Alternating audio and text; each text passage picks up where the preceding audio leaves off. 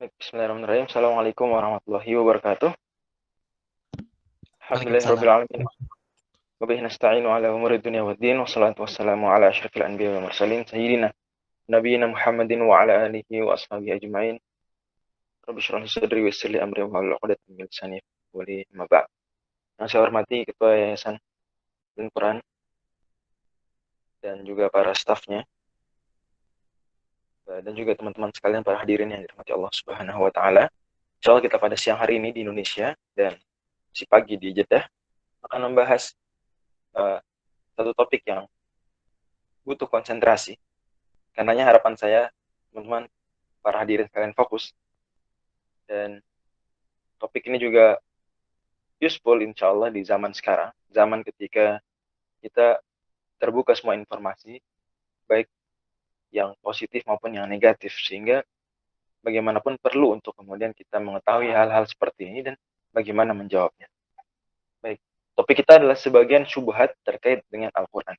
Sebagian syubhat terkait dengan Al-Quran. Di mana syubhat maksudnya adalah kerancuan berpikir. Syubhat sini adalah tuduhan-tuduhan yang kemudian membuat seseorang mungkin bingung. Seseorang kemudian mungkin muncul dalam dirinya sedikit keraguan. Dan hal ini bukan sebuah aib, adanya sedikit kemudian pertanyaan-pertanyaan di benak seorang muslim terkait Islam itu sendiri, bukan aib. Bahkan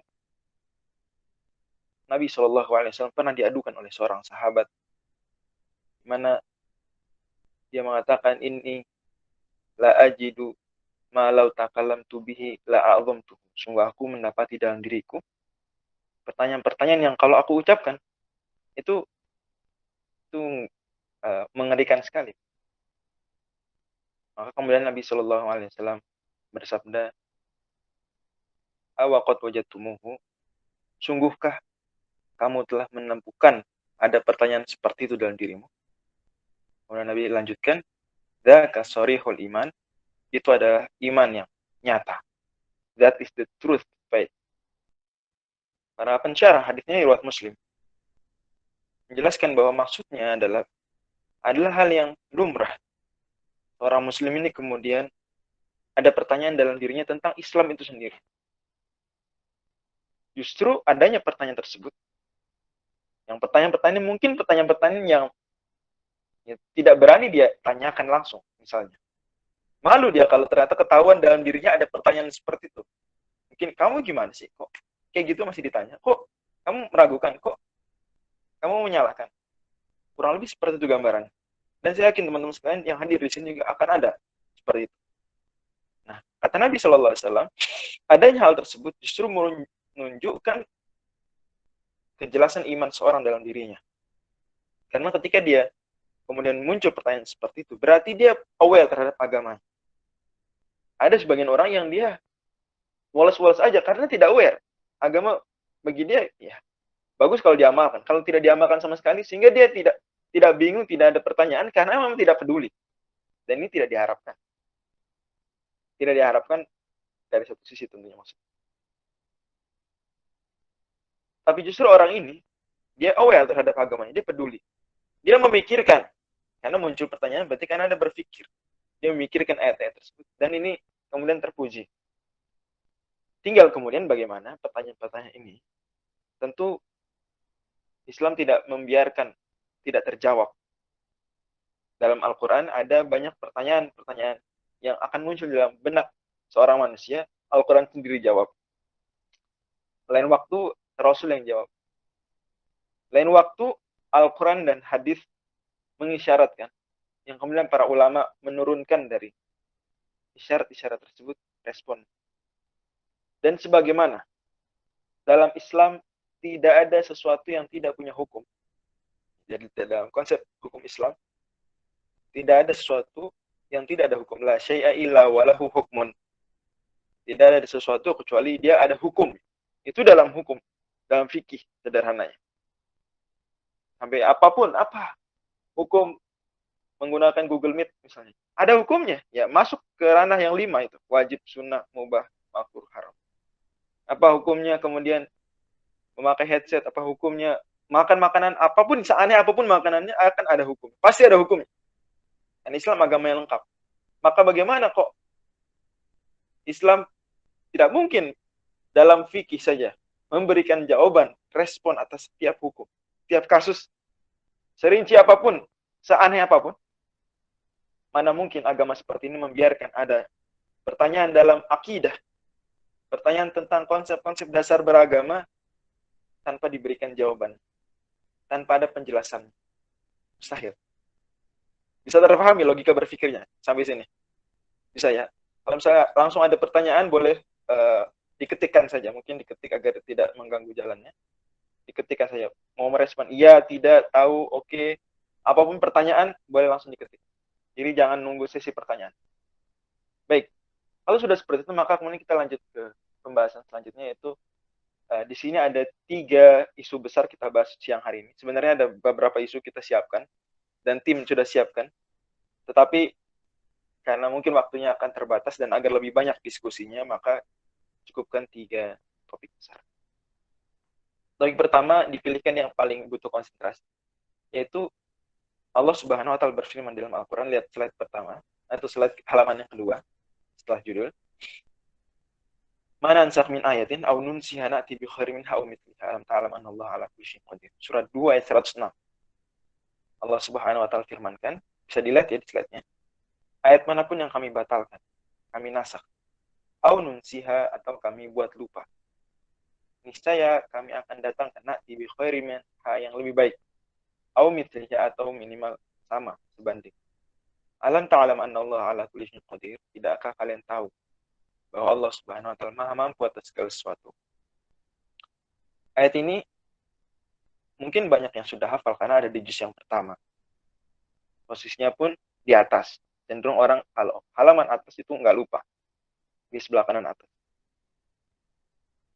Tapi kemudian mungkin muncul pertanyaan, dan setidaknya di sini tim sudah menyiapkan ada 4 pertanyaan yang mungkin muncul dari ayat tersebut. Pertanyaan pertama, kenapa kok ada ayat yang dinasakh? Kenapa? Kemudian yang kedua, bukankah berarti itu artinya Al-Quran tidak sempurna karena perlu diralat? 3, apalagi faktanya, bukankah Al-Quran itu sendiri sudah turun utuh, kan gitu ya, kepada atau ke langit dunia, ke Baitul Izzah, sebelum Nabi diutus, bahkan sebelum Nabi diutus, baru kemudian turun berangsur-angsur ke Nabi. Nasakh ini berarti kan prosesnya ada ayat kemudian diganti. Lah kan bukannya Al-Quran sudah utuh ke Baitul Izzah? Kemudian pertanyaan terakhir, jika memang tadi kata Allah, na'ti bi khairin minha, kami akan ganti dengan yang lebih baik. Oke, betul. Ganti dengan lebih baik, make sense. Tapi, au mithliha, kami ganti dengan yang semisal. Buat apa ganti kalau memang dia sebanding? Kalau memang semisal, buat apa? Useless kan? Ini pertanyaan. Kalau memang penggantinya hanya sebanding, tidak lebih baik, lantas mengapa diganti? Ini pertanyaan-pertanyaan yang mungkin muncul. Dan barangkali ada pertanyaan lain, saya sekali lagi persilakan untuk kemudian diketikkan saja pertanyaannya terkait dengan ayat ini. Tapi kita ulas dulu beberapa jawaban terkait pertanyaan tadi. Next. Yang pertama adalah kita harus pahami dulu hikmah dari nasakh. Selain nasakh. Dan nasakh ini sudah jadi bahasa Indonesia. Sudah ada di KBBI, bisa dilihat. Dan pengertian di KBBI, pengertian yang sangat Islami. Pengertian Islam, karena serapan. Dan sudah tepat pengertian di KBBI, jadi silakan dirujuk nasakh dengan ejaan seperti itu, KBBI, nanti akan muncul jawaban. Kita tidak bahas cara maknanya, karena itu butuh pertemuan khusus. Sederhananya, nasakh adalah penjelasan, bayan intihai hukmin syar'iyyin bitariqin syar'iyyin. Jadi, justru pengertian secara syariatnya, secara istilahnya, itu bukan pembatalan, bukan ralat. Tapi apa? Penjelasan telah berakhirnya satu hukum. Penjelasan telah berakhirnya satu hukum. Yang kemudian dilakukan penjelasan berakhirnya hukum tersebut dengan cara yang syar'i. Jadi sebenarnya esensi dari nasakh itu bukan mengganti. Inti nasakh bukan mengganti. Inti nasakh itu menjelaskan hukum ini sudah tidak lagi berlaku. That's all. ada pengganti atau tidak ada pengganti, itu urusan lain. Makanya kita akan dapati bahwa ada hukum-hukum yang dinasakh tanpa pengganti. Dan itu bukan kesalahan konsep. Kenapa? Karena memang nasakh pada dasarnya apa? Pada dasarnya penjelasan sebagaimana dinyatakan oleh Al-Qadhi Al-Baydawi dalam kitab beliau Minhajul Wusul, bayanun tihai hukmin syar'iyyin. Penjelasan tentang berakhirnya satu hukum. Ya Allah dengan nasakh, Allah menjelaskan hukum ini sudah berakhir loh masa berlakunya. Oke. Nanti kita eksplor lagi di situ. Tapi kita lihat dulu apa hikmah. Yang pertama hikmahnya menghadirkan kemudahan. Begitu banyak hukum-hukum yang kemudian ada nasakhnya. Contohnya apa coba? Saya mau dengar dari para hadirin sekalian sebelum kita lanjut bahas hikmah. Coba masing-masing sebutkan satu aja misalnya. Contoh nasakh, pakai ketikan aja biar kondusif. Diketik. Apa contohnya? Nasakh yang teman-teman hadirin kalian ketahui, pernah dengar. Kecil ya, kita lihat ya. Hukum khamar, oke. Zaki. Bang Fatih. Terus lagi. Saya mau dengar dari yang lain. Terus, yang lain boleh jawab. Boleh beda, boleh sama. Boleh jawab lebih dari sekali. Sebelum bertemu Nabi, infak dulu. Ya, betul. Surat Al-Mujadilah. Pemindahan Al-Qiblat. Ya, surat Al-Baqarah. Apa lagi? Ingat-ingat. Pahala infak. Yang mana nih, Kak? Pahala infak. Sana. Ayat rajam. Yap. Muhammad Irfan Kemal. Jumlah musuh dalam perang. Betul. Surat Al-Anfal. Ayat rajam. Ya, betul. Surat Al-Ahzab.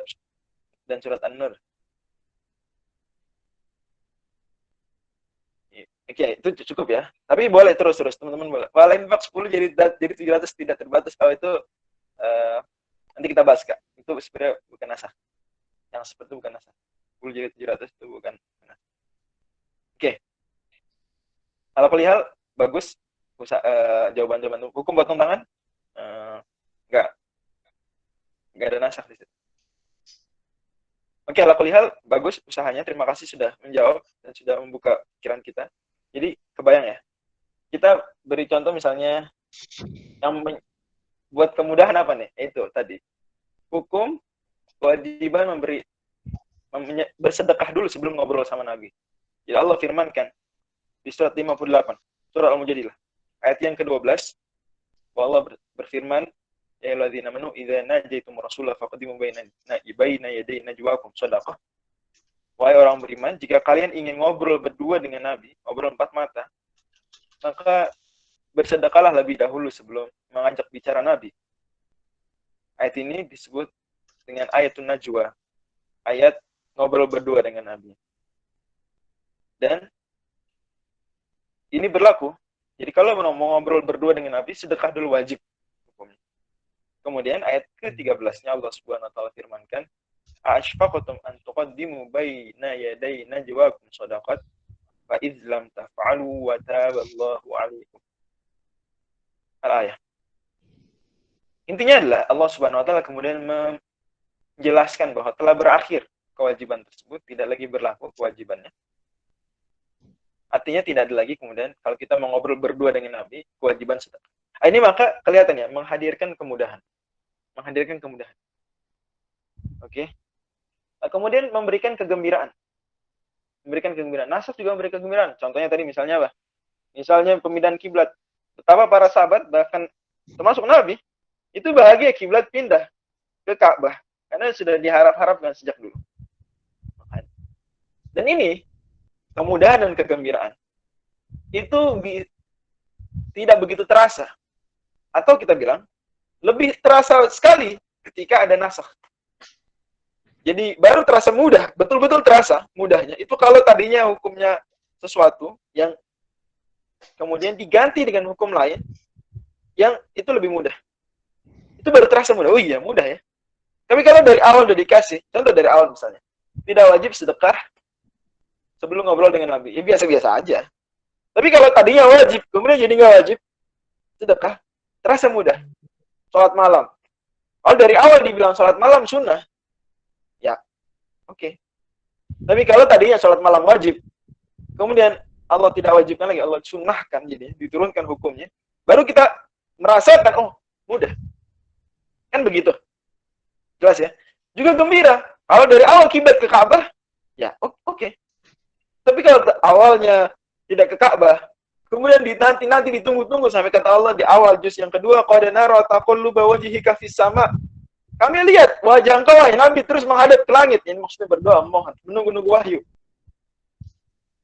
Ini juga dalil kata para ulama, disunahkan kalau berdoa juga untuk menghadapkan wajah ke langit. Meskipun di bangunan tertutup, menghadapkan wajah ke langit. Ini salah satu sunnah dalam doa. Intinya Nabi SAW mengharap-harap. Baru kemudian diubah kiblat ke Ka'bah 17 bulan setelah Nabi tiba di Madinah. Itu muncul gembira. Kan gitu. Sama lah kita. Kalau seandainya dari awal, misalnya ada karyawan dari awal digaji 3 juta rupiah. Ya. Kemudian suatu hari ya dinaikkan jadi 5 juta rupiah. Kan gembira dia. Masya Allah. Senang dia. Senang banget. Tapi kalau dari awal dikasih gaji langsung 5 juta dan 5 juta aja terus, belum tentu sesenang itu. Kemudian mengingatkan nikmat. Adanya nasakh mengingatkan nikmat. Ketika kita melihat ada ayat tadi contohnya. Ayat bahwa wajib sedekah sebelum ngobrol dengan Nabi. Ayatnya masih ada. Maka kemudian ketika kita melewati ayat tersebut, kita akan teringat nikmat Allah. Iya ya. Alhamdulillah Allah sudah menghentikan keberlakuan ayat ini. Sehingga sekarang lebih mudah. Jadi ingat nikmat. Kita melewati ayat masa tunggu wanita, iddahnya. Dimana kalau ditinggal meninggal suami, awalnya itu iddahnya 1 tahun. Iddahnya setahun penuh. Tapi kemudian Allah nasakh menjadi 4 bulan 10 hari. Dua-dua ayatnya masih ada nih, dua-duanya. Masih ada. Maka ketika kita melewati ayat bahwa masa iddah wanita yang ditinggal meninggal suaminya, kalau untuk mau menikah lagi harus setahun, maka wanita akan kemudian bersyukur. Alhamdulillah dulu lama banget nih, setahun. Sudah diganti sama Allah jadi 4 bulan 10 hari saja. Jadi ingat nikmat tersebut.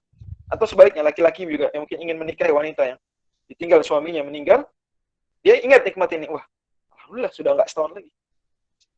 Kalau nggak ada nasakh dari awal sudah 4 bulan 10 hari, tidak terasa pengingatan nikmat ini. Mirip seperti orang, dia dari awal, misalnya, dari awal sudah kulitnya bagus misalnya. Dari lahir kulitnya udah bagus. Oke. Maka dia nggak begitu merasakan nikmat tersebut.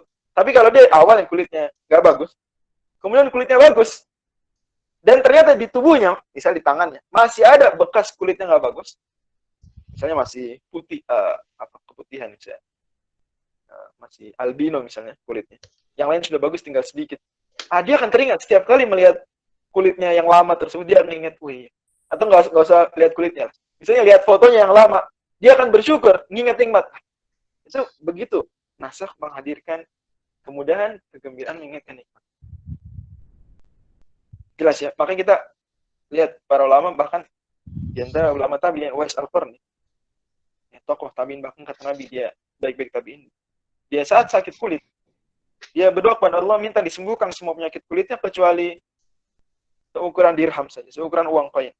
Kata dia, agar ketika aku melihat bekas luka aku tersebut, bekas penyakit kulitku tersebut, saat aku ganti baju misalnya, maka aku kemudian teringat bahwa Allah dulu pernah menyembuhkan, bahwa Allah mengaruniakan nikmat tersebut kepada. Nah, ini mungkin tidak bisa dihadirkan makna-makna seperti ini orang yang kemudian dia dari awal kulitnya sudah bagus.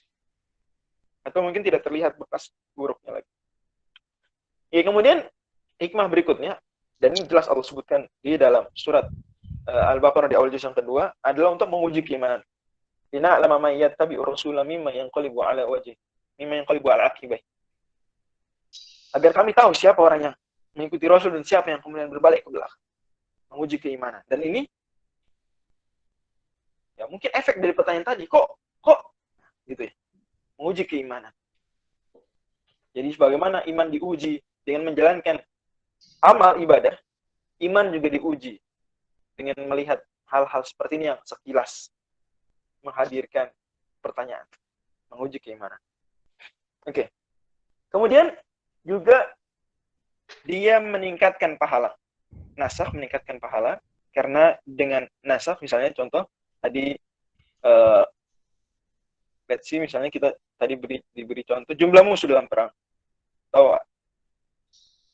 atau misal ibadah yang contohnya misalnya sholat tadinya 2 rakaat, semua sholat 2 rakaat, tidak ada sholat kemudian 4 rakaat, sampai kemudian Nabi Mi'raj baru sholatnya jadi 5 waktu, tadinya 3 waktu saja, kemudian sholatnya yang tadinya 2 rakaat ada yang jadi 4 rakaat. Oke, maka ini nasakh berarti, dan ini meningkatkan pahala. Kemudian juga bukti keaslian Al-Quran. Al-Quran asli. Kok bisa? Bukti asli Al-Quran itu dengan nasakh. Iya. Karena kalau Al-Quran ini karang-karangan sahabat, karang-karangan Nabi, ngapain ada nasakh-nasakh segala? Udah, Al-Quran gitu-gitu aja. Selesai. Malu-maluin kan ada nasakh? Malu-maluin nggak? Ya, apalagi bakal ada muncul pertanyaan kan, kenapa kok ganti-ganti? Dan memang pertanyaan itu nggak baru. Pertanyaan seperti ini, pertanyaan sejak zaman Nabi. Makanya di awal juz yang kedua itu, Allah bilang, sayaqulu sufa'u minan nasi ma wallahum an qiblatihim allati kanu 'alaiha. Akan berkata orang-orang pandir, apa gerakan yang menyebabkan mereka ini ganti kiblat? Jadi terjadinya nasakh itu sudah menjadi bahan kritikan untuk menyerang Islam sejak zaman Nabi masih hidup. Sudah dari dulu. Ya. Maka kalau Nabi ngarang-ngarang Quran, Nabi nggak harusnya menghindari dong aib-aib seperti ini. Jangan, malah nyatanya sebelum dan setelah peristiwa tersebut terus ada nasakh. Berarti memang asli Nabi pure, nyampaikan apa adanya. Memang kalau Allah nyampaikan ada nasakh, ya nasakh saya sampaikan. Allah nyampaikan nggak ada nasakh, ya nggak ada nasakh. Jujur Nabi, nggak bohong. Kalau Nabi rekayasa Quran, terpahami nggak poin ini? Itu ngapain ada nasakh? Udah, satu selesai, that's all. Finish. Tapi enggak. Dan ini resiko sebenarnya, dan ini beresiko. Ada nasakh nih beresiko. Oke? Okay? Karena dari satu sisi bisa dikritik, kenapa ganti-ganti? Dan sudah dijawab oleh Allah. Di sisi lain, dan ini kita bisa lihat di surat Yunus dan surat An-Nahl, Di surat An-Nahl di ayat yang ke-102 Allah Subhanahu wa firmankan, "Wa idza baddalna ayatan makana ayatin wallahu a'lamu bima yunazzilu qalu innama anta muftar." Kalau kami nasakh ayat kata Allah, maka mereka akan berkata, "Kamu ini ngarang-ngarang. Innama anta muftar, kamu ngarang-ngarang." Ini udah dikritik.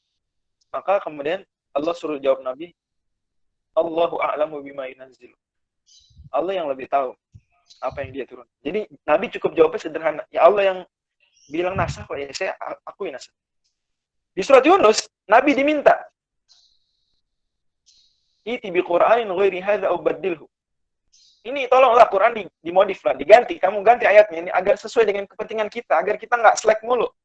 Ganti misalnya, jangan lagi menjelek-jelekan paganisme atau semisalnya. Puji-puji kita misalnya, tapi Nabi enggak lakukan. Ma yakun laku badilahu min tilqa'i nafsi. Aku enggak punya hak untuk mengganti ayat Quran dengan keinginanku sendiri. Wah, itu jawaban jujur dari Nabi di surat Yunus, surat yang 10 di halaman yang ketiga dari surat tersebut. Oke ya. Itu bukti keaslian Al-Quran dan juga memotivasi terus belajar. Karena dengan adanya ayat nasakh, maka kita Muslim, jadi kita, Quran ada ayat ini nasakh. Berarti ada ayat yang sebenarnya tertulis tapi tidak lagi berlaku hukumnya. Maka kita jadi terus belajar. Kayak orang kalau jalan di Jalan Margonda, kayak contohkan Margonda karena dan Quran kantornya di Jalan Margonda. Dia kalau mulus-mulus aja nggak ada polisi tidur ya, nggak ada polisi tidur. Jadi dia ngebut aja. Tapi dengan ada polisi tidur misalnya di satu tempat atau ada lampu merah, dia akan ingat ntar ada lampu merah. Dia jadi aware. Begitu juga ayat Quran. Dengan ada ayat yang tertulis tapi nggak lagi diamalkan, dia jadi nggak bisa sembarangan dia nyampaikan Quran. Jadi nggak ada orang kemudian model Quran ceramah langsung. Jangan-jangan yang dia sampaikan tuh ayat yang apa? Udah nggak berlaku kan? Wahai orang-orang beriman, kalian kalau apa tadi misalnya? Dia bawain hukum khamr. Boleh minum khamr kalau lagi nggak mau sholat. Kok gitu? Apa? Dalilnya apa Ustaz? Allah firmankan, la taqrabu sholata wa antum sukara. Jangan dekati sholat dalam kondisi mabuk. Berarti kalau nggak mau sholat, misalnya habis sholat Isya kan masih lama subuh, maka nggak apa-apa mabuk. Nah, ini kan gawat kalau ada seperti ini. Kan gawat ya, paham ya teman-teman ya? Jadi motivasi terus belajar. Wallahu a'lam. Oke, kemudian poin berikutnya. Habis ini bisa dipahami ya? Silakan kalau ada yang mau. Paham, Ustaz. Oke, bagus. Silakan. Nanti kalau mau pertanyaan langsung, jam berapa Kang Demi? Jam 2 ya kali? Pertanyaan Iya, langsung boleh Ustaz, jam 2. Oke. Ya. Ini saya sengaja taruh nih nasakh ini paling awal karena dia paling panjang bahasannya dan paling butuh konsentrasi. Ntar dua lain berat cuma lebih ringan. Kemudian ini beda, nasakh itu bukan ralat. Ini hati-hati ya. Bahkan sebagian orang juga pakai istilah amandemen. Ini keliru juga. Jadi memang nih sebagaimana dinyatakan oleh Prof. Nakib Alatas, ini problem terminologi. Jadi kita kadang itu senang banget kalau pakai terminologi yang kebarat-baratan gitu ya.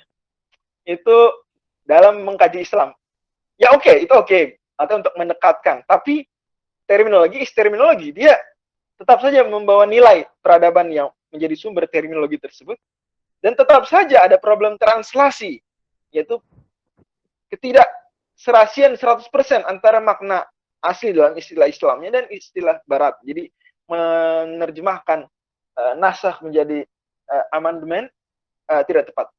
Begitu juga abrogation, sebenarnya abrogation itu juga nggak begitu akurat. Tapi oke lah, itu paling mendekati. Istilah abrogation itu paling mendekati, tetapi tetap kita harus populerkan istilah nasakh. Dan harus mengkaji nasakh dari istilah nasakh itu sendiri dalam bahasa Arabnya, bukan dari terjemahan ralat atau amandemen atau abrogasi. Clear ya? Nah, di sini saya mau paparkan 4 perbedaan ralat dan nasakh. Nasakh itu bukan ralat. Oke, apa yang pertama? Ralat berlaku pada informasi juga. Gitu ya. Ralat berlaku pada informasi juga. Oke. Sementara, ntar pertanyaan dari Kak Adeningsi Intan, bukti keaslian Al-Quran tadi surat apa dan ayat berapa? Oke. Minta tolong. Surat Yunus. Surat yang ke-10, di halaman yang ketiga dari surat tersebut. Ayat 15. Surat 10. Ayat 15. Itu diantaranya ya. Dan apa yang tadi saya sampaikan ini semua based by books ya, by Islamic literatures.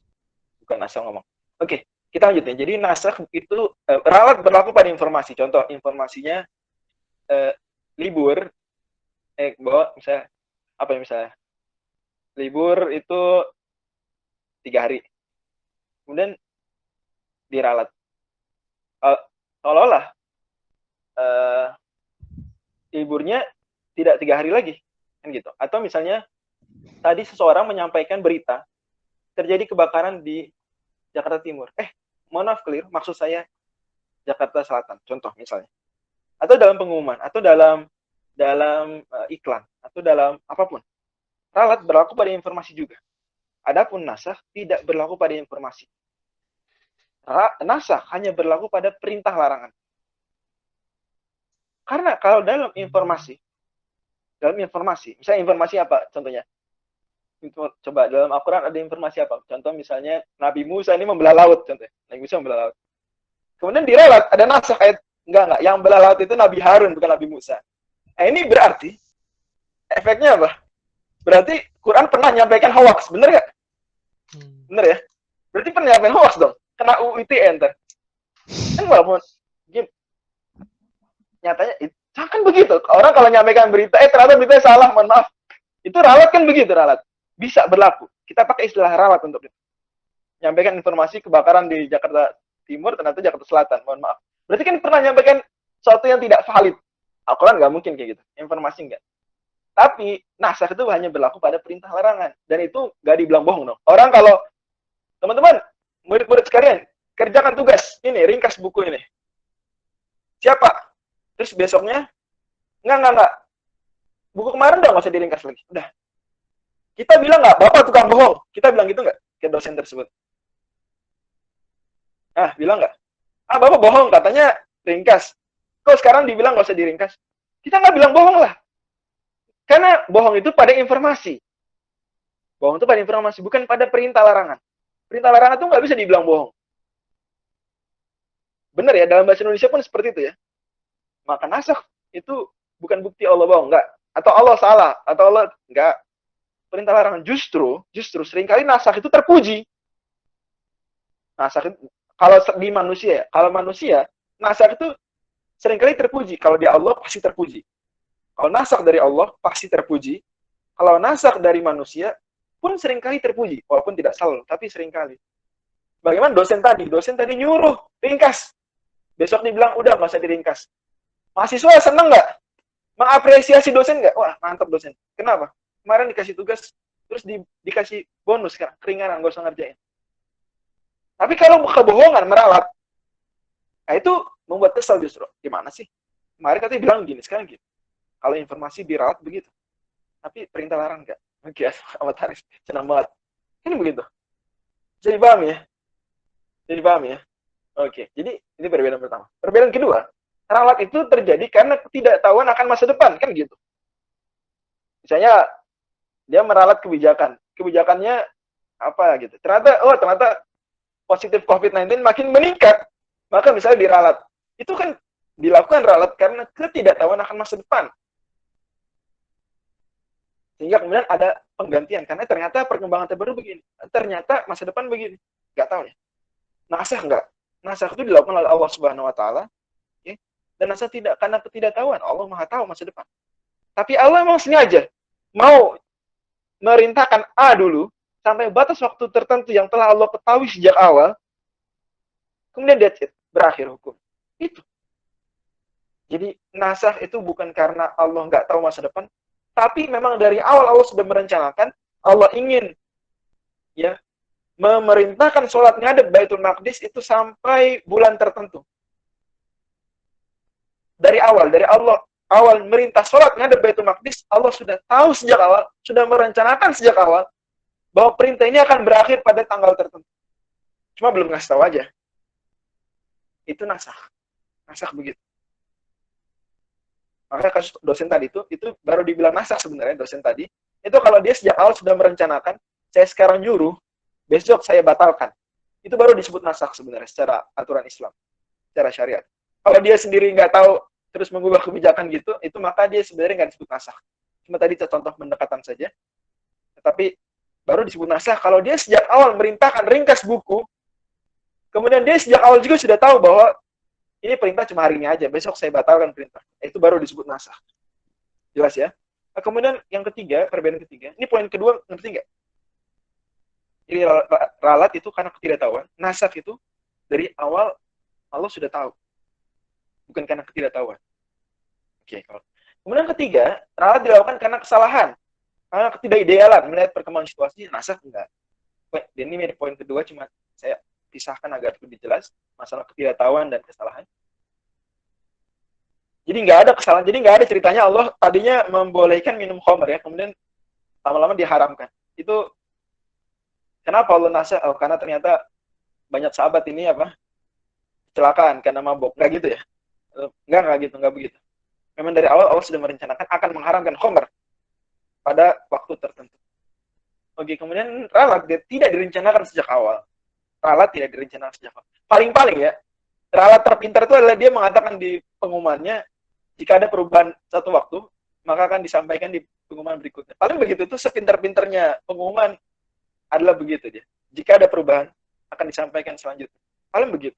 Atau dia sampaikan, peraturan ini berlaku sampai tanggal yang tidak ditentukan. Jika ada peraturan yang baru, maka sudah dinyatakan tidak berlaku lagi. Mungkin paling begitu.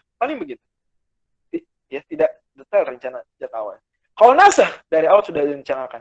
Allah sudah rencanakan dari awal akan merintahkan kiblat ngadep Ka'bah di bulan tertentu. Allah sudah merencanakan sejak awal bahwa nanti khamr akan haram di tahun tertentu. Dan itu betul sekali kata Kasani tadi, Kasani sudah singgung, bahwa di antara tujuan nasakh adalah kebertahapan hukum Islam. Betul sekali. Seperti tadi saya tidak sebutkan, walaupun mungkin bisa dimasukkan ke poin kemudahan dan kebahagiaan, tapi it's okay. Kalau kita pisahkan lagi bahwa dia kebertahapan juga. Berlaku kebertahapan seperti pengharapan khamr. Kalau khamr diharamkan serta-merta, sekonyong-konyong di awal Islam, tentu orang Arab saat itu khamr adalah minuman mereka. Jadi teman-teman perlu ingat ya bahwa teman-teman kalau lihat sekarang beberapa peradaban barat itu sangat gandrung pada khamr. Jadi, saya nggak perlu sebutkan negaranya. Teman-teman tahu ada negara tertentu yang dia khamr itu udah budaya, udah biasa, udah kayak teh manis, udah kayak teh, udah kayak kopi. Ya, sulit dipisahkan. Teman-teman perlu tahu bahwa Arab dulu begitu. Orang Arab dulu begitu, belum Islam. Dan teman-teman bisa lihat efeknya kemudian bagaimana Islam mengubah itu semua. Ya, bahkan dalam waktu yang sebenarnya sangat singkat, budaya tersebut hilang. Dalam waktu hanya 20-an tahun saja. Masya Allah. Itu bukti betapa sangat bijaksananya. Karena naskah berasal dari Allah yang Al-Hakim. Oke. Kemudian tadi ada pertanyaan di akhir, bahwa Al-Quran kan diturunkan ke Baitul Izzah sekaligus. Kok ada naskah-naskah segala? Ya, jadi yang diturunkan ke Baitul Izzah itu udah beserta semua qiraatnya, beserta semua ayatnya, yang dinasakh dan yang menasakh. Jadi di dalam Quran utuh versi Baitul Izzah itu udah ada final versionnya. Dan juga ada apapun yang diturunkan lebih dulu kemudian baru menggantikan. Termasuk ayat yang sudah dihapus dalam Quran kita sekarang, dihapus di zaman Nabi tentu maksudnya. Karena tidak boleh ada naskah selain zaman Nabi. Penting teman-teman ingat bahwa naskah hanya terjadi di zaman Nabi. Tidak ada terjadi setelah zaman Nabi. Dan yang bisa menasakh hanya dalil, Quran sunnah saja, tidak bisa selain. Jadi sudah sepakat. Jadi pertanyaan, kan udah utuh Quran. Ya utuh, betul. Ada final versionnya, tapi juga di dalam final version ada tahapan-tahapan. Bahwa nanti turun ayat ini dulu, baru turun ayat ini. Bahwa ini turun ayat ini, setelah itu dihapus. Begitu. Jadi sudah satu sistem di dalam Quran tersebut yang diturunkan ke Baitul Izzah, kemudian baru perlahan-lahan turun pada Nabi Shallallahu Alaihi Wasallam. Jelas ya?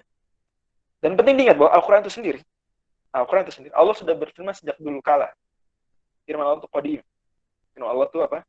Qadim, eternal, sehingga apa yang Allah nasakh itu sudah dari dulu Allah Subhanahu Wa Taala firmankan, bukan baru ketika itu Allah firmankan, enggak, tapi sudah sejak zaman azali, zaman belum ada zaman, waktu belum ada waktu, itu sudah Allah Subhanahu Wa Taala firmankan. Firman Allah adalah sifatnya, dan Allah sendiri qadim, tidak didahului ketiadaan, maka begitu juga firman Allah tidak didahului ketiadaan. Jadi nggak pernah Allah kemudian tadinya nggak ngomong kemudian ngomong, nggak begitu. Allah Subhanahu Wa Taala berfirman sebagaimana Dia kehendaki, dan firman-Nya qadim. Oke, kita selesai poin pertama. Lumayan menghabiskan kira-kira setengah jam dalam mukaddimah, atau mungkin 25 menit ya. Nah, kalau mau ada yang ditanyakan silakan, kita lanjut. Mungkin saya buka secara lisan sekali kali ya, Kang Denny. Baik, Ustaz. Silakan buat teman-teman yang mau nanya. Sambil kalau tertulis boleh tertulis. Yang keempat. Ya, boleh ditulis juga. Yang sana ya, jika pengantin sebanding, tidak lebih mengapa diganti. Oh iya, ini sudah terisyaratkan tadi ya. Yaitu karena sebanding di sini, nih Pak, para ulama sebutkan ya. Jadi sebanding itu tidak selalu tidak ada hikmah, bahkan pasti ada hikmah. Yaitu bisa tadi mengingatkan nikmat, menghadirkan kegembiraan. Jadi dengan dia berganti, contoh kiblat ngadep Baitul Maqdis, terus ngadep Ka'bah. Itu sebanding tingkat kesulitannya. Maka ya kan sama, ngadep apa bedanya ngadep? Tapi pasti ada hikmah. Minimal hikmahnya menguji keimanan. Minimal bukti otentisitas Al-Quran. Minimal memotivasi terus belajar. Itu kalau tingkat kesulitannya sama. In fact, para ulama sebutkan bahwa andai tingkat kesulitannya sama, ya, maka pahalanya lebih besar. Jadi lebih baik, maksudnya lebih mudah, atau lebih banyak pahalanya, atau kalau seandainya sama, maka sama tingkat kesulitan, lebih besar pahalanya, menguji keimanan. Jelas gitu ya kasarnya? Atau penanya yang lain? Oke, lanjut ya. Ada lagi silakan. Dari siapa nih? Ibam Ibrahim. Bang Ibam. Artinya bisa dikatakan semua naskah yang terjadi pada perintah. Ya, perintah dan larangan. Nggak mungkin terjadi pada informasi seperti akidah, kisah, itu mustahil. Dari saudara Takrib Hidayat. Ini Takrib Hidayat KU kan. Apa nih jembatannya, Tat? Apakah dakwah saat ini perlu mengikuti tahapan dakwah seperti tahapan naskah? Misalnya masih membiarkan mada'u min khamar. Ya, kalau membiarkan boleh. Tapi kalau bilang khamar mubah nggak boleh ya. Ya, jadi misalnya kita madu nih masih minum khamar. Kita boleh di awal-awal, kita nggak larang, nggak masalah. Tapi jangan bilang ke mereka khamar boleh kok, nggak boleh gitu. Karena kita Islam nih yang sudah sekarang itu Islam sudah komplit, sudah final version. Nggak boleh kita kemudian bawa-bawa ajaran Islam yang lamanya atau yang awal-awal masih tahapan itu. Enggak, kayak gitu. Tapi kita bisa tidak melarang dulu. Jadi tahapannya, kalau zaman Nabi tahapan dari si hukum nasakh, maka kalau yang ini tahapan dari sisi pengingkaran. Oke, jelas ya. Kemudian artinya sebanding tadi lebih baik dong. Karena di situ ada penyebutan lebih baik atau sebanding, maka kita nggak bisa bilang yang sebanding lebih baik. Dari aspek seperti itu. Tapi sebanding tetap mengandung hikmah. Jadi nggak sia-sia. Mengganti dengan yang sebanding itu nggak sia-sia. Jika ada hikmahnya bukan lebih baik. Ya memang pada akhirnya semua akan lebih baik. Cuma kan sekilas orang ngelihatnya mengganti sholat cuma dari ngadep ini ngadep itu kan sama aja. Kayak gitu. Gak beda, cuma geser doang arah kiblatnya, kan sama. Gitu. Nah, tapi di sisi lain, dari aspek lain lebih baik. Kalau enggak pada akhirnya semua lebih baik. Pada akhirnya semua lebih baik. Sekarang gini, ada nasakh lebih berat. Ada nasakh lebih berat. Itu masuk mana tuh? Nasakh tapi lebih berat. Lebih baik atau sama aja? Nah, para ulama sebutkan dia pada akhirnya akan lebih baik.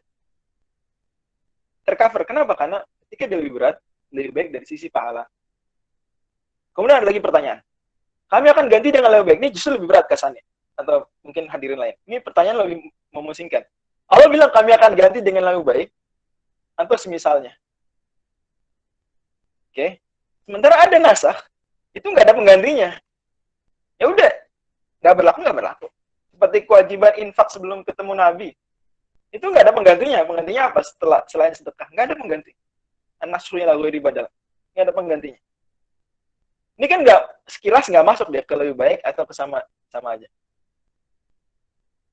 Tapi para ulama sebutkan, justru dengan nggak ada penggantinya itu lebih baik. Justru dengan nggak ada penggantinya itu apa? Lebih baik. Oke, jadi sekali lagi jika ada hikmahnya bukankah lebih baik? Enggak, tetap ya betul lebih baik. Cuma di ayat tersebut kan ada pembanding khair, nanti bi khair minha au misliha. Misal, maka tentu kita harus tetap bilang dia misal, seperti sebanding. Tapi nasakh itu sendiri, nasakh itself ya, terlepas dia lebih baik ataukah sebanding, itu hikmah. Jadi hikmahnya bukan pada hukumnya yang baru, hikmah plusnya. Jadi poin plusnya bukan pada hukum barunya. Hukum barunya sih sama kayak sebelumnya. Oke. Tapi poin plusnya adalah pada nasakhnya. Jadi kalau kita boleh bilang, ini nasakh. Dia plus 5 gitu ya, contoh plus 5. Kemudian ada hukum baru, bisa plus 3, bisa plus 0. Oke. Maka kalau nasakh ke yang lebih baik, berarti plus 8 kan begitu. Plus 5 nasakh, kemudian plus 3 hukum baru. Tapi kalau hukumnya sebanding, berarti plus 0 kan. Maka nggak salah dibilang dia sebanding, karena kan plusnya plus 0. Tapi nggak salah juga dia dibilang lebih baik, karena pada akhirnya nasakh itself, itu plus 5. Maka plus 5 tambah plus 0, plus 5 juga. Ilustrasinya terpahami nggak kesannya? Oke, alhamdulillah. Takdir Hidayat, FTW, ya Bang Takdir. Oke, 2015. Bener ya? Lanjut. Nggak ada yang bertanya langsung nih? Kita lanjut ya kalau gitu ya. Sekarang pertanyaan berikutnya. Di slide halaman ke-6. Slide ke-6. Harapan saya teman-teman sekalian, kalau masih ada pertanyaan, tanyakan. Oke, nggak masalah kita agak lama, nggak masalah.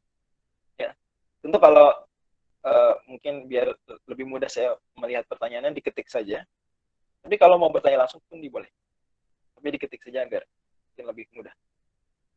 Kasus berikutnya adalah jika ayat 136 dari surat Al-Baqarah. Surat Al-Baqarah ayat 136. Allah firmankan, ya, qulu amanna billah, ini akhir juz pertama. Wa ma unzila ilaina wa ma unzila ila Ibrahim wa Ismail wa Ishaq wa Yaqub wal asbat wa ma utiya Musa wa Isa wa ma utiya nabiyyuna min rabbihim la nufarriqu baina ahadin minhum. Kami tidak beda-bedakan antara para nabi. Juga ada di akhir surat Al-Baqarah, La nufarriqu baina ahadin mir rusul. Tidak beda-bedakan antara seorang pun dari Rasul. Jadi pesannya adalah bahwa kita terhadap para nabi tidak beda-bedakan. La nufarriqu. Gitu ya. Maka muncul pertanyaan. Jika memang tidak boleh beda-bedakan seorang pun di antara para nabi, lantas mengapa ada Rasulul Azmi top 5? Itu bukankah pembedaan? Mengapa juga kita meyakini bahwa Nabi SAW Nabi terbaik? Bukan itu juga pembedaan? Clear nggak? Isunya terpahami nggak?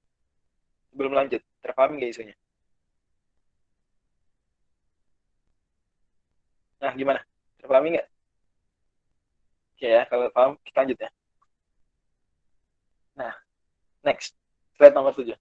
Jawabannya adalah, yang dilarang berdasarkan konteks ayat dan pemaknaan ayatnya dan tafsir ayatnya dalam buku-buku tafsir itu membeda-bedakan dalam keimanan. Kita lihat ayatnya. Balik lagi, surat 2 ayat 136. Tentang iman. Jadi beriman kita nggak beda-bedakan antara nabi ini kita beriman, nabi itu nggak beriman, nggak usah. Nggak begitu, orang Islam nggak begitu.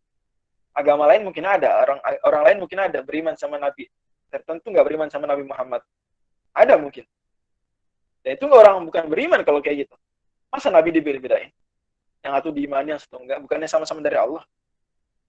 Kalau memang benar Nabi, ya harus diimani. Kan gitu. Dan terbukti Nabi, maka harus diimani. Tidak seperti sebagian yang mengatakan, dia Nabi, tapi Nabi Arab. Enggak, salah juga.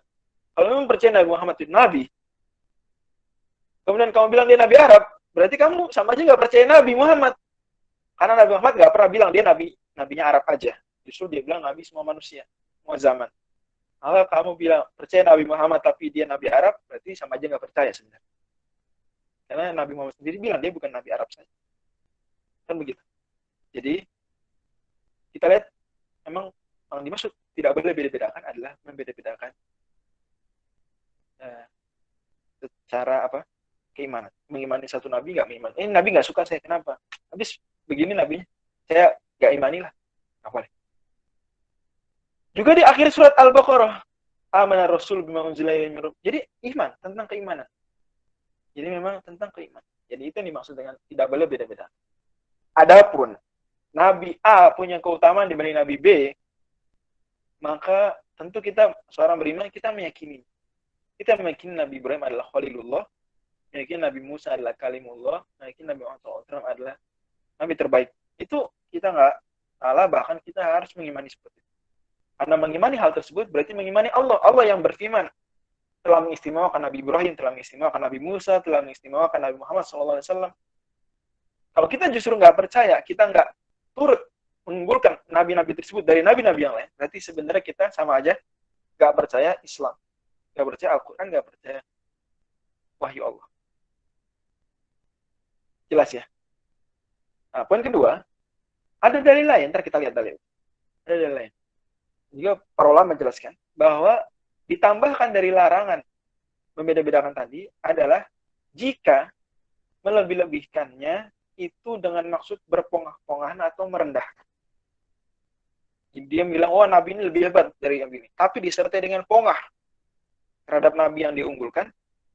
Dan atau disertai dengan perendahan terhadap Nabi yang dianggap lebih rendah. Nah ini nggak boleh. Nah ini. Dan itu tidak berlaku dengan orang mengatakan Nabi Muhammad SAW adalah Nabi terbaik. Kan tidak ada dalam hatinya kemudian. Dan tidak boleh. Kalaupun ada, tidak boleh. Dia kemudian merendahkan Nabi yang lain. Payah Nabi yang lain. Nggak boleh. Atau kemudian dia bangga-banggaan. Pokoknya Nabi saya paling hebat, Nabi kamu enggak. Itu enggak. Maka enggak ada dalam Islam tuh kamus hebat-hebatan Nabi itu enggak ada. Kita dengar di agama lain ada yang hebat-hebatan gitu. Katanya, Nabi Muhammad payah. Kenapa Nabi Muhammad payah? Buktinya harus Shallallahu Alaihi Wasallam. Nabi lain mah hebat, cukup alaihi salam didoainnya. Ya? Islam tuh nggak kenal konsep pongah-pongahan kayak gitu, keren-kerenan Nabi, nggak kayak gitu. Apalagi dengan cara yang tidak ilmiah seperti tadi. Wah, Nabi Muhammad payah. Kenapa? Masa yang ngadepin Dajjal bukan dia sendiri, bukan beliau sendiri, malah Nabi lain yang ngadepin Dajjal. Beliau kemana? Ini nggak gini. Orang Islam nggak kayak gitu. Itu nggak etis seperti itu. Apalagi Nabi Muhammad sudah jelaskan dalam hadis surat Bukhari, "Dan kuntu fikum fa ana hajijun bainahu wa bainakum. Kalau aku masih hidup, aku yang akan ngadepin Dajjal. Itu kata Nabi. Tapi kalau beliau meninggal, kata beliau, fakulun nafsin hajijun bainahu wa bain nafsi. Maka setiap orang dia menjaga dirinya dengan dirinya sendiri. Dan Nabi juga sampaikan bahwa nanti Nabi Isa akan turun. Jadi Nabi Muhammad bukannya payah, justru ngabarin nanti Nabi Isa memang diserahin tugasnya. Saya kalau masih hidup saya bela, kalau enggak ya udah. Saya nggak bela, yang bela Nabi Isa.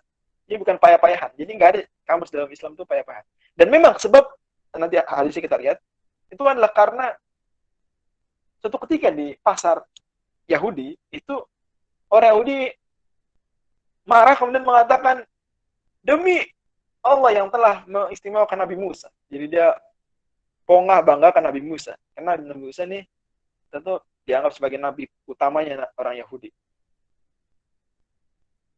Kemudian orang muslimnya tersulut. Dia juga membanggakan demi Allah yang telah mengistimewakan Nabi Muhammad. Oh, gitu. Hadisnya riwayat Bukhari Muslim. Nah, kemudian baru Nabi SAW bersabda, "La tufaddiluni ala Musa." Jangan kamu istimewakan saya atas Nabi Musa. Maksudnya dalam konteks seperti itu kalian pengap-pengan, bangga-banggaan, even lintas agama nggak boleh. Jadi kita nggak boleh sama orang agama lain kemudian kita sok-sokan bangga-banggaan hebatan kita Nabi kita enggak gitu. Itu bukan ajaran Islam. Itu mah kayak anak kecil itu. Oke, kita dilarang kayak gitu bahkan teman Nabi. La tufaddiluni ala Musa. Jangan kamu gini sama Musa. Oke. Kemudian juga yang ketiga adalah bahwa termasuk yang dilarang dalam melebih-lebihkan Nabi adalah melebih-lebihkan Nabi tanpa dalil. Adapun kalau yang melebihkan Nabi dengan dalil, maka dia sebenarnya hanya berkata apa yang Allah katakan. Tidak lebih. Kita lihat slide ke-8, ada ayat-ayat yang menjelaskan clearly bahwasanya Allah Subhanahu wa taala memang mengistimewakan sebagian rasul dari yang lain. Kata Allah, tilkar rusulu, awal juz ketiga, faddalna ba'dhum ala ba'din. Itulah para rasul. Kami lebihkan sebagian mereka dari yang lain. Clear. Allah bilang jelas. Jadi dan firman Allah tidak saling bertentangan. Tidak membeda-bedakan antara rasul, tidak bertentangan dengan kami lebihkan sebagian dari yang lain. Karena tidak beda-bedakan dalam keimanan. Tidak beda-bedakan dengan bentuk kepongahan, tidak beda-bedakan tanpa dalil. Tapi di sini Allah sendiri bilang kami lebihkan sebagian rasul dari yang lain. Kemudian Allah sebutkan ada yang kami ajak bicara langsung, ada yang kami angkat derajatnya, ada yang kami berikan mukjizat sedahsyat Nabi Isa dan seterusnya. Juga di surat Al-Isra. Surah Al-Isra ayat yang ke-55 juga Allah walaqad faddalna ba'dan nabiyyina 'ala ba'din. Dan sungguh telah kami utamakan nabi sebagiannya dari yang lain. Clear. Terkait ulul azmi, memang Allah sebutkan 5 rasul ini kisahnya jelas paling dahsyat dan Allah kumpulkan 5 nama nabi ulul azmi, nama rasul ulul azmi ini dalam ayat sekaligus satu ayat. Dan ada 2 ayat di Quran jadi bisa bikin tebak-tebakan kita. Tebak-tebakan sebutkan 2 ayat yang di situ menghimpun kelima ulul azmi sekaligus. Itu ada 2 ayat doang di Quran. Ini boleh jadi tebak-tebakan. Yang pertama surat 33 ayat 7. Surat 33 ayat 7. Yang kedua surat 42 ayat 13. Allah firmankan di surat 33 ayat 7, "Wa idz akhadna minan nabiyyina mitsaqahum wa minka wa min Nuhin wa Ibrahim wa Musa wa Isa bin Maryam." 5. Wa akhadna minhum mitsaqan ghalidha. Di surat 42 ayat 13 Allah firmankan surat Asy-Syura, "Syara'a lakum minad dini ma wassa bihi Nuhan waladzi auhayna ilaika wa ma wassayna bihi Ibrahim wa Musa wa Isa an aqimud dina wa la tatafarraqu fi." Maka kemudian ulul azmi diistimewakan. Dan dari ulul azmi yang paling istimewa 2, Nabi Ibrahim dan Nabi Muhammad SAW. Dan kan dua-duanya berjuluk Khalilullah. Kemudian yang paling istimewa lagi Nabi Muhammad SAW. Ini hadis-hadisnya di slide nomor 9. Jangan unggulkan aku dari Nabi Musa. Bla bla bla yang panjang. Kemudian juga di saat yang sama Nabi SAW bersabda, "Ana sayyidu waladi Adam yaumal qiyamati wala fakhr." Aku pimpinan manusia pada hari kiamat, tidak sombong. Oke, itu isu yang kedua. Isu yang ketiga kita lihat dulu setelah pertanyaan. Rian Fitriansyah, jelas ya untuk isu yang kedua ya. Jadi tentang tidak beda-bedakan Nabi itu maksudnya apa? Dan bagaimana mengklirkan. Afwan izin bertanya, jika menilik tentang nasakh dan amandemen yang sebutkan, apa bisa menjadi dalih orang-orang non-muslim yang kitabnya sering diamandemen? Bagaimana cara agar menjelaskan dengan baik ke orang-orang non-muslim perbedaan yang zahir dari Al-Quran kitab? Oke. Gini Bang Rian, tadi sudah saya sebutkan walaupun sebentar ya, kaidah bahwa nasakh itu tidak terjadi setelah Nabi wafat. Nasakh tidak terjadi setelah Nabi wafat. Oke. Kaidah kedua, nasakh hanya dilakukan oleh Allah dan atau Rasul. Nggak bisa nasakh dilakukan para ulama, nggak bisa. Pakai ijma gitu. Ijma nasakh nggak bisa. Ijma dalil, bahkan dalil absolut. Tapi seabsolut-absolutnya ijma dia nggak mempan di bab nasakh. Ini nggak. Padahal ijma itu dalil absolut kebenaran. Tapi dan memang tidak akan mungkin terjadi ulama ijma menasakh sesuatu itu berarti ijma atas kesalahan, nggak mungkin. Nggak akan terjadi. Jadi gimana cara menjawabnya? Itu dengan dua kaidah. Satu kaidahnya adalah bahwa nasakh hanya dilakukan oleh Allah dan atau Rasulnya. Tidak bisa selain itu. Adapun amandemen kitab suci agama lain itu setelah nabinya udah wafat, udah lama. Yang melakukan pun bukan nabi, yang melakukan orang-orang murid-muridnya. Dan sahabat itu aja nggak bisa nasakh, nggak boleh sahabat itu menasakh Quran, nggak punya hak. Even ulama semua sepakat sahabat ijma nggak bisa. Kemudian kaidah kedua adalah bahwa nasakh hanya terjadi selama masa nabi hidup, adapun setelah nabi wafat nggak bisa terjadi, dan nggak akan terjadi. Adapun kitab suci agama lain, maka perubahan-perubahan terjadi setelah Nabi wafat. Malah kitab sucinya sendiri kadang-kadang banyak yang baru dituliskan itu setelah Nabi wafat. Adapun Al-Quran maka semua sudah dituliskan sejak zaman Nabi SAW. Clear ya? Kang Rian clear nggak? Kang Rian dari Bogor. Oke. Alhamdulillah. Kita lanjut isu ketiga, yaitu tentang benar nih, nggak ada pertanyaan selanjutnya. Allah firmankan di Al-Quran, di surat Al-Qamar, surat yang ke-54 ayat yang ke-17. Dan juga ini beberapa kali sebenarnya Allah sebutkan. Di surat Al-Qamar sendiri 4 kali, dan yang semakna di surat lain banyak. Walaqad yassarnal Qur'ana lidzikri fahal min mudzakir. Dan sungguh telah kami mudahkan Al-Quran untuk jadi pelajaran, jadi peringatan, maka ada orang yang mau mengambil pelajaran. Pertanyaannya, mengapa di Al-Quran ada ayat yang tidak bisa kita pahami seperti huruf muqatta'at dan ayat mutasyabihat? Sebenarnya cukup dibilang ayat mutasyabihat saja karena muqatta'at masuk ke ayat mutasyabihat. Jadi di Quran ada istilah muhkam dan ada istilah mutasyabih. Dalam pembahasan muhkam dan mutasyabih, maksudnya muhkam adalah ayat yang jelas sekali maknanya. Adapun mutasyabih maka ayat yang tersamarkan maknanya, ada dua kemungkinan, atau malah nggak diketahui atau belum diketahui. Dan para ulama sebutkan bahwa kemuhkaman dan kemutasyabihan ini ada yang mutlak, ada yang relatif. Ada yang mutlak, ada yang relatif. Yang relatif dulu kita bahas. Jadi Ibnu Abbas radhiyallahu anhu menyatakan bagaimana dinukil oleh Imam Ibnu Katsir bahwa tafsir Al-Quran ini ada yang dipahami oleh seluruh orang Arab, ada yang dipahami oleh para ulama, ada yang hanya dipahami oleh Allah saja. Jadi Ibnu Abbas sendiri menyatakan bahwa Al-Quran, kita terhadap Al-Quran itu memahaminya bertingkat-tingkat. Orang itu bertingkat-tingkat. Maka dalam jawaban yang saya sebutkan, bahwa Al-Quran ini kitab semua kalangan. Dia mengajak bicara si jenius, bagaimana mengajak bicara si orang biasa. Kalau Al-Quran isinya mudah, jelas semua, maka orang jenius nggak terlalu tertarik baca Quran. Ya, gampang. Kan gitu. Ya, teman-teman coba deh. Kadang-kadang teman-teman kan lebih menghargai buku yang butuh dipikirkan, ya, direnung-renungi, dibandingkan buku yang sekilas lewat langsung ngerti. Bener gak? Ya, gitu.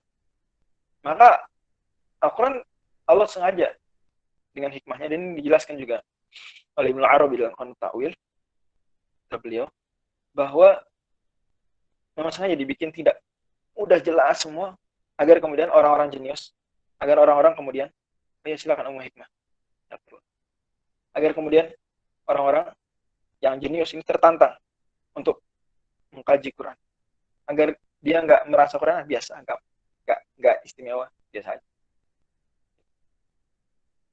Tapi juga Al-Quran nggak dibikin susah semua, nggak bisa dipahami semua, karena nanti kesian orang yang biasa-biasa aja. Dia, wah nggak ada yang saya pahamin dah, nggak baca akhirnya. Tapi dibikin berbeda-beda skala bukan skala kesulitan, mungkin lebih tepatnya tingkat kemudahan. Ya, istilahkan gitu. Tingkat kemudahannya berbeda. Dan tuh si ngacak cenderungnya, artinya ntar akan menemui yang mudah, ntar susah, ntar mudah, susah. Kan seperti itu. Dan semakin orang belajar akan semakin banyak sisi mudahnya, semakin tidak belajar maka semakin sedikit yang mudahnya. Dan ini pada akhirnya kemudian memancing, jawaban yang kedua, memancing orang untuk terus belajar.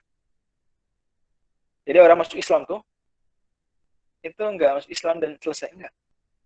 Orang masuk Islam tuh, dia datang masuk untuk belajar, dan terus akan belajar sampai dia meninggal. Jangan ke orang yang baru masuk Islam.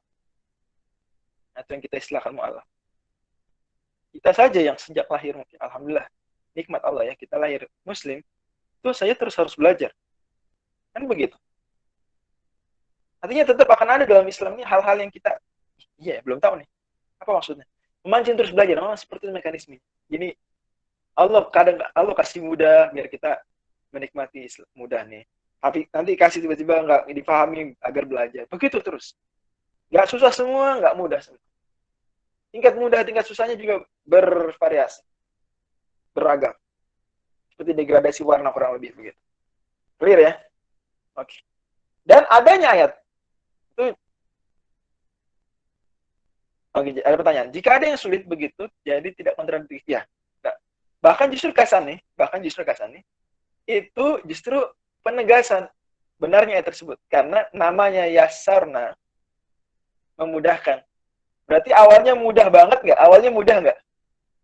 Yasarna tuh berarti kami mudahkan. Berarti awalnya mudah nggak? Berarti tidak awalnya. Cuma lo bikin mudah. Misalnya konsep akidah. Ayat-ayat termudah dalam Islam tuh, itu ayat-ayat pembeda Islam dengan agama lain. Itu ayat-ayat termudah. Ayat rukun Islam. Itu ayat mudah. Itu mudah. Allah Esa. Itu mudah. Allah. Itu sholat wajib. Itu clear. Ayatnya muhkam. Dan itu fenomena. Jadi, yang mudah-mudah itu adalah inti-inti Islam. Yang rumit-rumit itu justru, itu kalau kamu nggak tahu juga sampai meninggal pun, sebenarnya kamu juga nggak dosa-dosa banget. Kamu nggak dosa sebenarnya. Kalau apalagi selama kamu nggak meremehkan ya, kamu nggak dosa. Karena saya bilang, Allah mudahkan tentang konsep tauhid saja.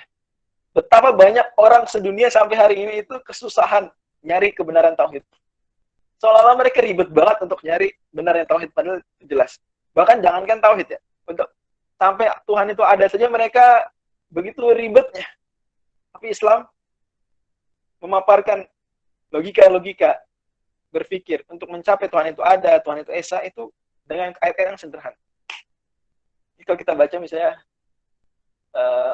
tentang dalil kosmological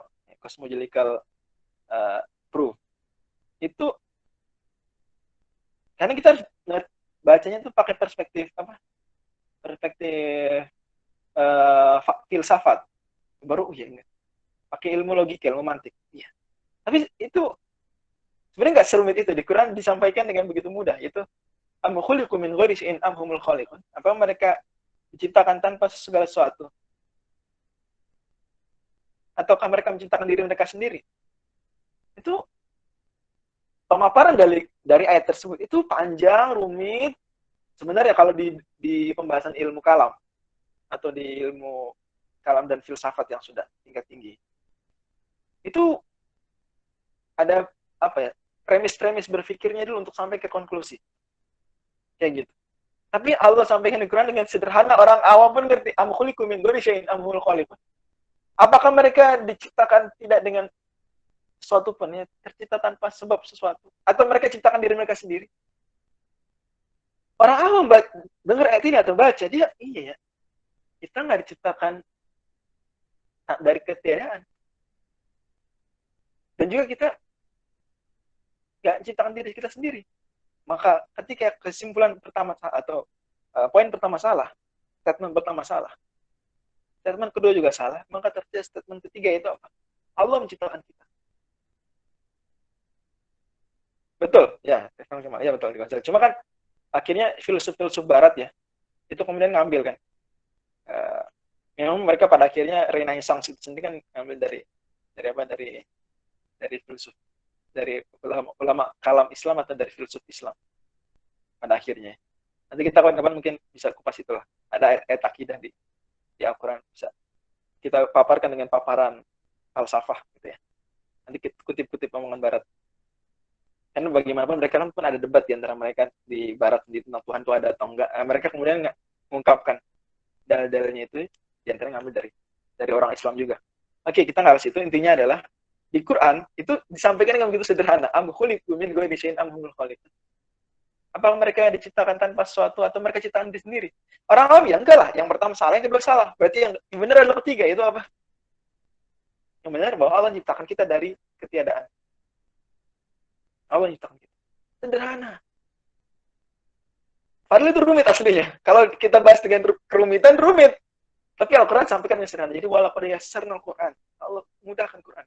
Anda nggak perlu belajar Quran tuh harus kemudian memaparkan paparan-paparan rumit tadi. Nggak harus Anda kemudian kutip omongan filsuf. Nggak harus. Untuk jelaskan akidah. Clear. Atau ayat lain di surah Al-Anbiya. Lau kana fihi ma'alihatun illallah la fasadata. Andai ada Tuhan-Tuhan selain Allah, pasti alam semesta binasa. Itu kan argumen logis, silakan Kang Nafis, boleh. Itu argumen luar biasa itu dasar meruntuhkan polytheism. Itu menguatkan tauhid. Kalau ada dua Tuhan.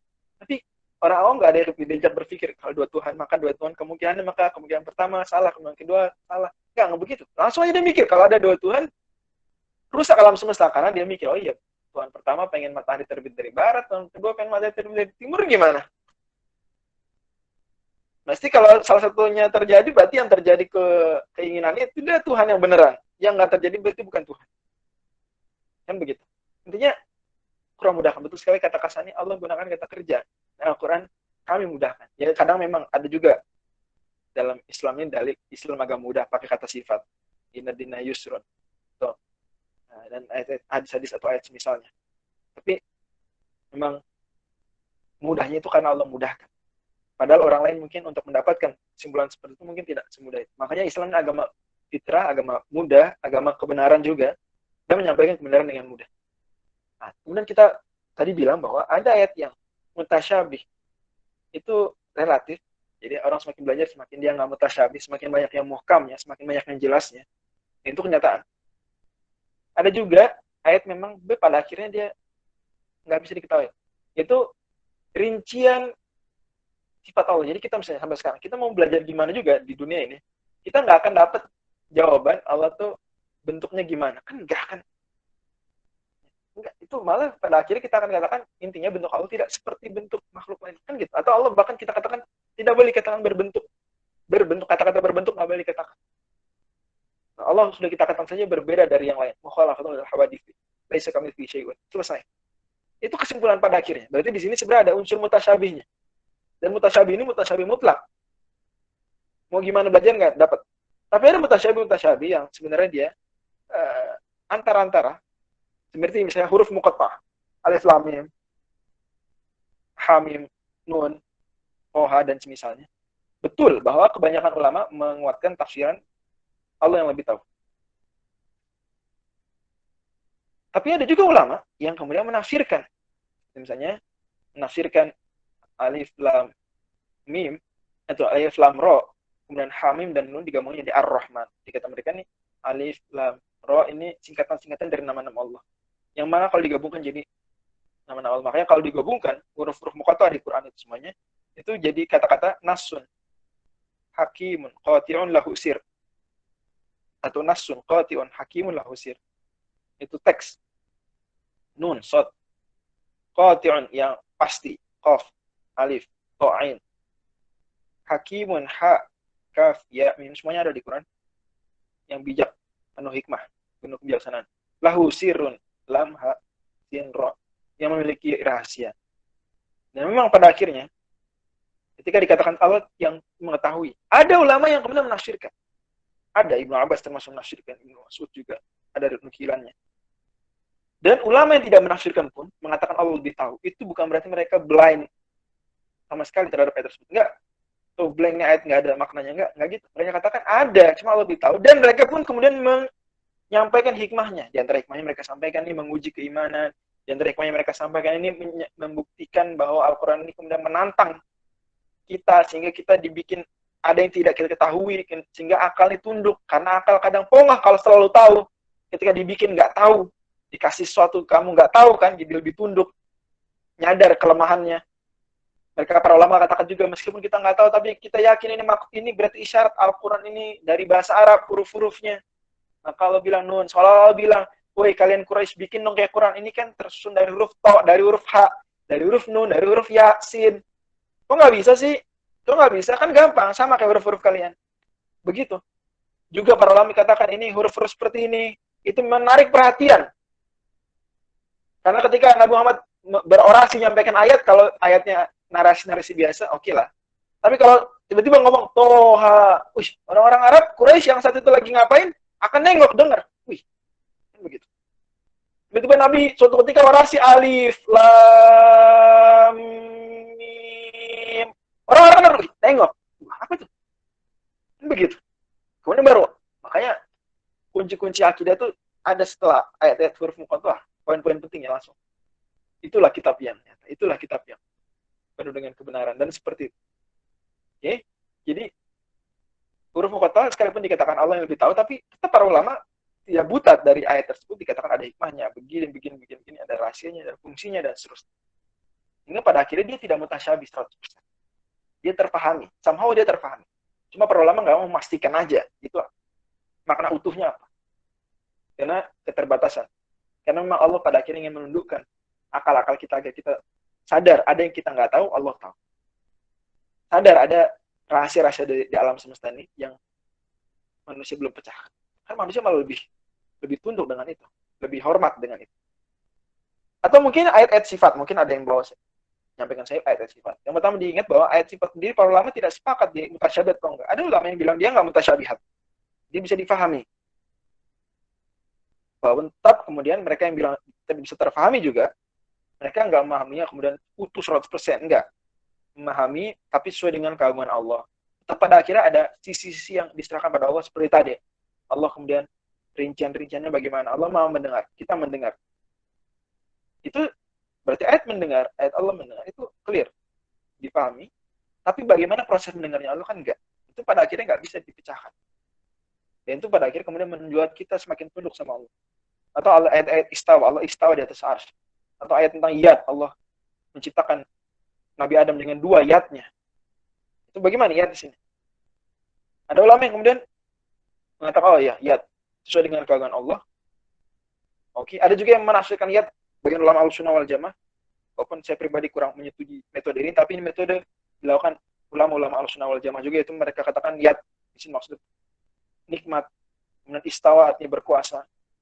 Ada sebagian ulama Ahlussunnah wal Jamaah begitu, terlepas kita setuju nggak setuju, tapi itu salah satu pendekatan dilakukan ulama Ahlussunnah wal Jamaah, bahkan itu madzhab resminya sebagian kelompok yang kemudian menisbahkan diri kepada Ahlussunnah wal Jamaah, masuk dari keluarga besar Ahlussunnah wal Jamaah, itu kita sebut dengan ta'wil. Itu bagian daripada memahami ayat-ayat, menafsirkan ayat-ayat tersebut. Atau jadi ada yang menakwil, ada yang menafsir. Walaupun kita akui ada namanya madzhab salaf, yaitu madzhab salaf, dia pada dasarnya tidak menafsirkan ayat-ayat sifat, tidak menakwilkan juga, tidak boleh tafsir, tidak boleh takwil, kecuali kalau tafsir dan takwilnya dilakukan oleh as-salafus saleh itu sendiri. Ini dan ini madzhab yang diakui kebenarannya. Jadi kurang lebih kita bisa buat petanya, ada madzhab atau pendapat atau metode yang disepakati kebenarannya madzhab salaf ini, itu tidak tafsirkan dan tidak menakwilkan pada dasarnya, kecuali ada tafsir, ada takwil dari kalangan sahabat atau tabi'in, ya, as-salafus saleh. Ada juga yang menafsirkan, ada juga yang menakwilkan kaidahnya. Tapi yang disepakati yang tadi. Al-Qur'an jadi pada akhirnya tidak ada yang mutasyabihat, tidak terfaham 100%, enggak ada. Jadi enggak ada ayat kemudian ini blank, kita enggak dapat clue sama sekali. Enggak mungkin. Mustahil. Kalau ada, ya kita butuh belajar. Dan setelah belajar pasti akan terkelirkan, walaupun tetap akan menyimpan tadi titik-titik tertentu yang dia memang Allah tahu rincian. Wallahu a'lam bishawab. Itu barangkali jawaban terkait dengan ini. Di slide terakhir saya bawakan beberapa rujukan penting terkait isu-isu seperti ini. Bisa dilihat dan dirujuk di sana, dan ada beberapa yang tidak bisa saya sebutkan satu persatu karena mungkin itu jadi terlalu panjang. Oke, ada waktu 11 menit, belum 14.30, atau mungkin saya nggak tahu nanti bisa di-extend atau enggak dari Kang Denny, tapi saya persilakan teman-teman untuk masuk pertanyaan. Langsung dulu silakan. Sambil kita lihat ada yang bertanya tulisan.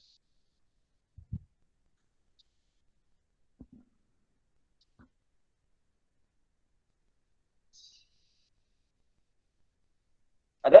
Yang ada nih, dipersilakan. Kalau nggak ada kita jawab dari pertanyaan Kasan ini.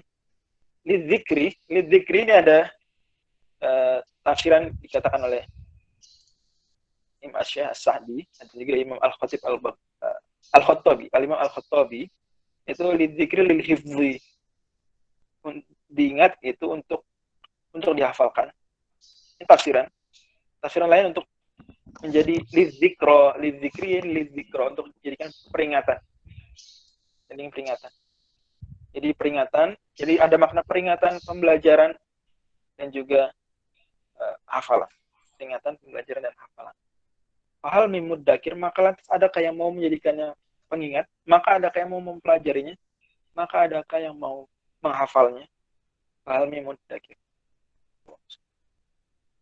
Pada ayat Al-Asr ayat ketiga, nasihat nanti supaya menanti kebenaran dan sahabat akan mau belajar. Apakah sama dakwah? Iya betul. Itu bagian dari dakwah. Tapi dakwah hanya mungkin istilah dakwah yang kita pahami itu sempit ya, mungkin ceramah. Kalau kayak gitu, maka kalau kita paham dakwah itu ceramah saja, maka itu sebenarnya bagian dari tawasau bil haq atau tawasau bis sabr. Tapi sebaliknya, kalau kita pahami dakwah itu lebih luas daripada sekedar ceramah, maka tawasau bil haq atau tawasau bis sabr itu bagian dari dakwah. Karena ada juga dakwah tidak dengan tawasau, tapi misalnya dengan contoh amal soleh, itu dakwah juga. Tapi kan tidak dengan saling menasihati kan. Hanya dia mengamalkan Islam dengan benar saja, kemudian orang mencontoh. Itu dakwah. Jadi tergantung Anda memahami dakwah itu apa pemaknaannya. Pada akhirnya Al-Asr ayat 3 itu tentang dakwah. Allah bisa ada lagi silakan.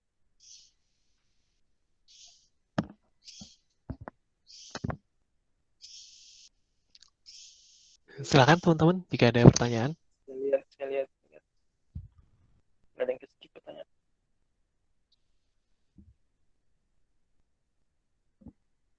Dari teman-teman LQ juga boleh, silakan teman-teman LQ dari hadirin sekalian. Sambil mungkin Kang Denny ada pengumuman bisa sambil nunggu teman-teman bertanya, kita kasih pengumuman dulu mungkin terkait barang amal, terkait kurban atau program lainnya. Mungkin ada ditampilkan. Ini kita lihat ya. Slide-nya ada. Oke. Zaki. Zaki kayak oke. Lidzikri untuk pengingat untuk dia dipelajari, zikir pelajari dan untuk dihafalkan. Oke.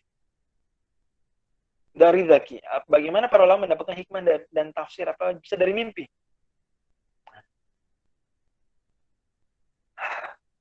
Kalau mimpi pure mimpi, nggak ada landasannya, nggak bisa. Kalau pure mimpi belaka, nggak ada landasan, nggak bisa. Tapi kalau mimpinya cuma penguat saja, saya sudah ada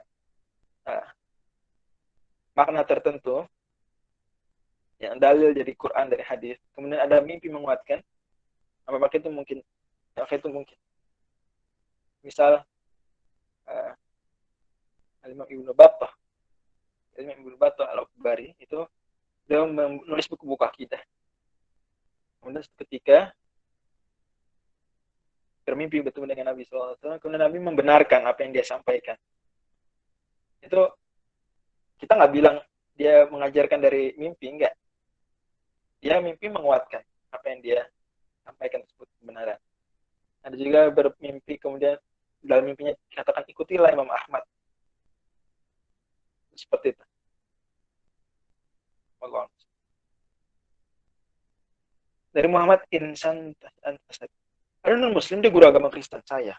Gimana itu? Guru agama Kristen saya. Dia kalau menasihati anak-anak selalu pakai ayat lakum dinuk waliyadin.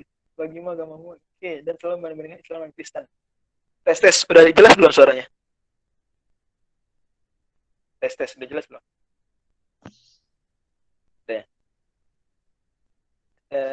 Saya nggak ngerti mas. Oke. Kalau banding-bandingkan dalam artian Dia apa? Guru agama Kristen. Ngajarin kamu mata pelajaran apa? Kristen juga, agama Kristen. Tes. Ngajarin mata pelajaran agama Kristen. Sementara kamu Muslim gitu ya. Coba nih, Mas Asyari nih, coba.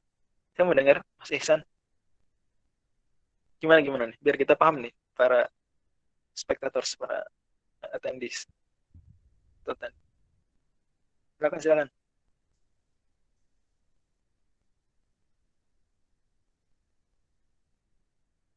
Sekolah. Suka ajak debat. Oke. Ya terserah, itu sikap dia ya, nggak masalah. Kita silakan aja. Dan kita orang Islam prinsipnya itu nggak perlu nyari debat, biasa-biasa aja. Kita amalkan pelajari Islam. Tapi kalau ada yang debat, maka kita tetap tugaskan sebagian orang yang memang sudah pakar berdebat, silahkan, boleh. Tapi tidak menjadikan debat itu metode utama setiap orang berdakwah. Jadi malah saya sering nasihatkan, kita nih yang seperti ini, itu jangan debat deh. Jangan debat. Apapun jangan debat. Ya. Hindari. Gak di dunia maya, gak di dunia nyata. Pada dasarnya, saya bilang pada dasarnya. Hindari. Karena Allah sendiri bilang, di surat 16, surat An-Nahl, di akhirnya itu, di ayat tentang dakwah, ayat 125. Udah ila sabili rabbika bil hikmati wal mau'izatil hasanah wajadilhum bil hikmah. Allah bilang, dakwahilah manusia itu dengan hikmah dan mau'izah hasanah, dan debatlah mereka dengan baik, dengan cara yang terbaik. Di sini Allah bilang, ini orang biasanya ada penjelasan dari para penceramah lain, dan itu bagus ya. Itu dia bilang apa? Dakwah itu metodenya 3. Hikmah, teladan, mau'izah hasanah dengan lisan, dan debat dengan cara yang terbaik. It's okay. Tapi sebenarnya kalau kita lebih teliti lagi ayat, itu Allah perintah dengan perintah yang berbeda sebenarnya. Ud'u, dakwahilah kepada jalan Tuhanmu bil hikmati wal mau'izatil hasanah, dengan hikmah dan mau'izah hasanah. Kemudian Allah nyuruh lagi dengan perintah yang baru, wajadilhum, dan debatlah dengan cara yang terbaik. Jadi sebenarnya perintah debat berbeda nggak dengan perintah berdakwah? Beda nggak? Coba lihat ayatnya, surat 16 ayat 125. Tes. Surat 16 ayat 125, lihat. Ud'u ini perintah pertama. Dakwahilah dengan hikmah dan mau'izah hasanah. Kemudian Allah bilang lagi, dan debatlah mereka dengan baik, dengan terbaik. Berarti di sini sebenarnya perintah debat dan perintah dakwah dua hal yang berbeda. Maka sebenarnya kata para ulama juga, meskipun debat ini bisa jadi salah satu pendekatan dakwah, tapi dia bukan metode dakwah utama. Nggak ada nabi itu kemudian tiap hari nantang debat, enggak. Nabi ngajarkan, Nabi beri teladan. Kadang-kadang iya, kadang-kadang. Jadi kadang-kadang saja. Makanya dengan kata perintah, wajadilhum. Nah, jadi kalau dia suka debat, itu berarti sebenarnya dia melakukan kesalahan. Dia sendiri melakukan kesalahan. Kita nyantai-nyantai aja, kita jangan panik. Kalau ada orang sekarang ngajak debat Islam, kita jangan panik, nyantai. Malah justru berarti membuktikan dia sebenarnya sendiri ragu dia. Kadang itu orang yang suka ngajak debat itu sendiri dia ragu, sedang mencari penguatan. Karena begitu dia menang debat, saya lihat lagi, saya benar. Dia kalah, saya cari lagi pembenaran. Jadi begitu. Maka kata Imam Malik, tidak akan beruntung orang yang menjadikan agama itu debat. Karena dia kalau suka debat kayak gitu, berarti sebenarnya dia sendiri belum yakin. Dia nyari pembenaran, hal yang membuat dia yakin. Maka teman-teman bisa lihat ya, orang yang suka debat dalam agama itu biasanya orang yang sebenarnya dia penuh keraguan, dia penuh kebingungan. Makanya biasanya contoh nih, saya beri contoh. Orang itu yang dikira debat itu selalu positif. Ya betul, ada saat positif. Orang kritis positif.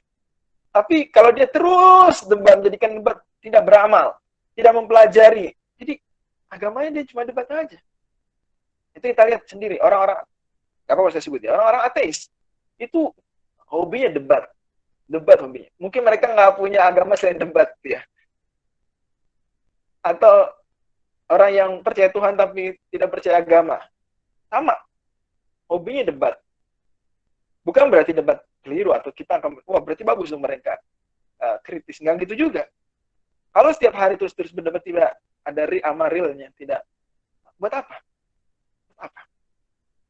Pada akhirnya kemudian mereka seperti tadi yang saya bilang, bahwa dia sebenarnya ragu, kemudian mencari-cari lawan debat, sehingga ketika menang dia merasa kemudian menguat imannya. Jadi menguat imannya dengan debat justru.